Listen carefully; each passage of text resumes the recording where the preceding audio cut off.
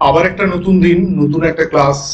সন্ধ্যে 6টা মানেই competitive English with Krishnendu Saudi YouTube চ্যানেলে WBP কেপি ইংলিশ স্পেশাল লক্ষ্য বিশ্লেষণ।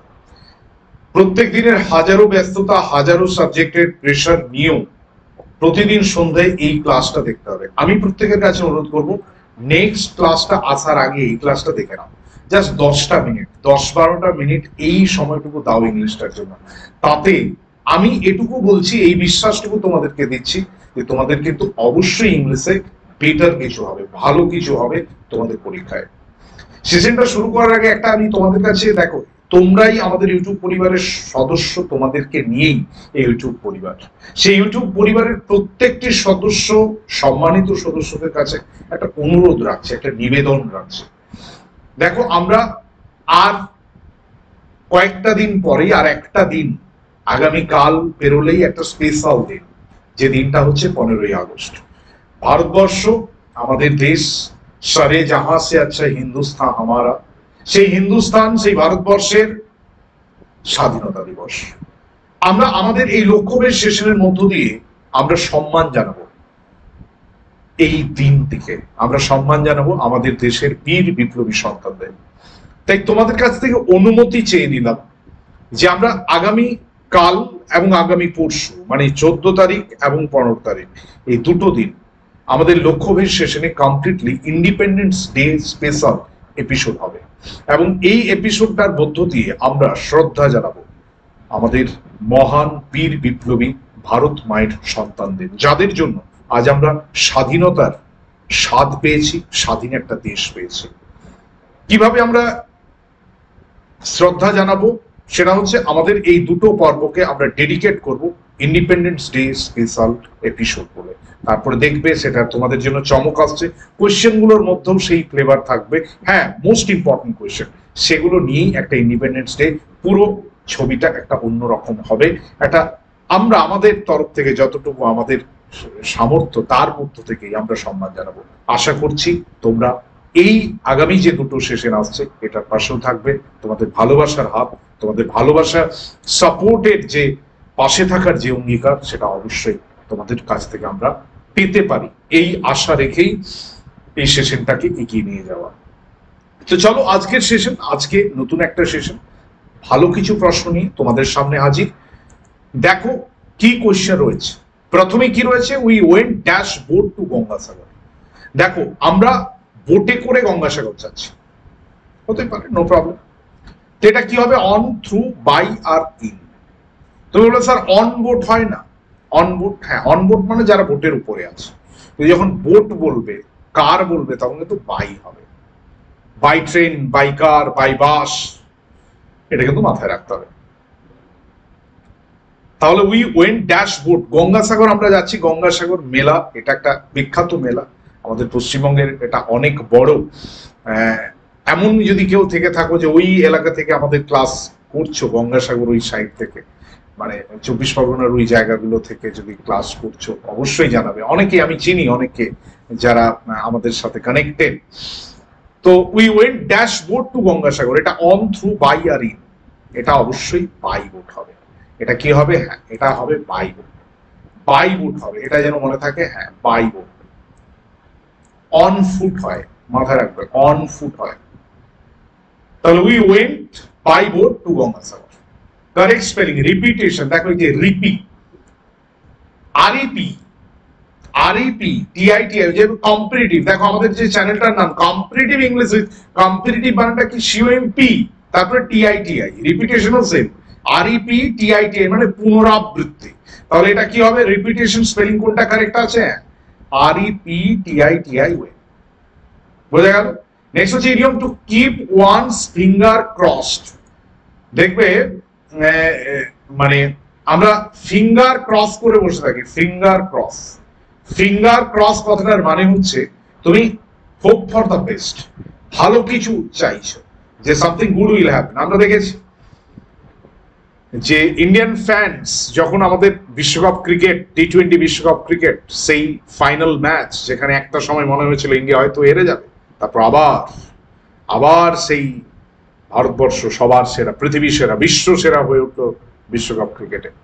প্রতিটা ভারতবাসী, অনেক ভারতবাসী ফিঙ্গার ক্রস করেছিল, মানে to wish for the best, to hope for the best. হ্যাঁ, এটা ফিঙ্গার ক্রস হচ্ছে to wish for the best, মনে রাখবে, to wish for the best. Next, he is 6 feet dash. দেখো লম্বা, বড়, এগুলো তো বিভিন্ন ভাবে বোঝানো যায়, কিন্তু মানুষের ক্ষেত্রে কি হবে? লং, হাই, টল, শর্ট। দেখো সবগুলোই কিন্তু লং মানে কি লম্বা, হাই মানে উঁচু, টল মানে লম্বা, শর্ট মানে খাটো, তো এটা টল হবে। কেন? মানুষের ক্ষেত্রে আমরা টল শব্দটা ব্যবহার করি। লংটা অন্য ক্ষেত্রে হয়, অন্য ইয়ের ক্ষেত্রে টল, এটা টল। কোনো জমি ইয়ের ক্ষেত্রে লং টং আমরা বলা হয়, কিন্তু এইটা টল হবে, ইজ 6 feet টল। নেক্সট দেখো, Shantanu is junior to Gopi. Shantanu আর গোপী, আমার আমি অনেক সময় আমরা দেখবে বয়সের ক্ষেত্রে এই বিষয়টা থাকে।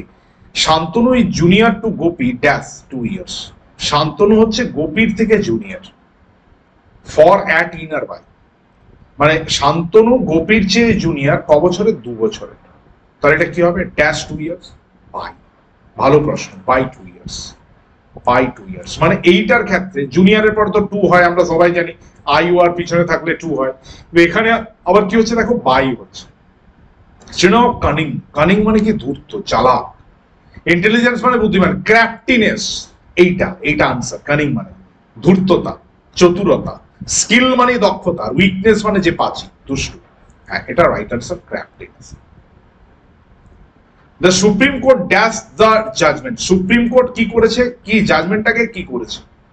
Set aside. অনেক সময় হয় যে লোয়ার কোর্ট আছে, সেই লোয়ার কোর্টের জাজমেন্টে সন্তুষ্ট না হলে তো সেখানের যারা মক্কেল তারা বড় কোনো আদালতে যায়, মনে করো ডিস্ট্রিক্ট কোর্ট, সেখানে কোনো মানে জাজমেন্ট ঠিকঠাক তার মনে হলো যে না, this is not the poetic justice, then they can go to the higher court, that may be the high court.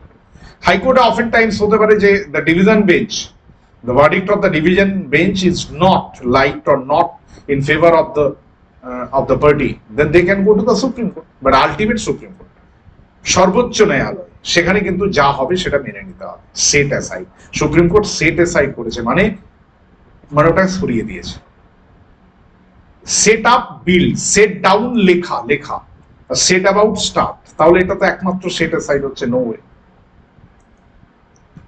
চলো আসছি next, poles apartments, very distant, separate, very difficult, totally different in view. দেখো pole, দুটো pole আছে, south pole আর north pole, মেরু।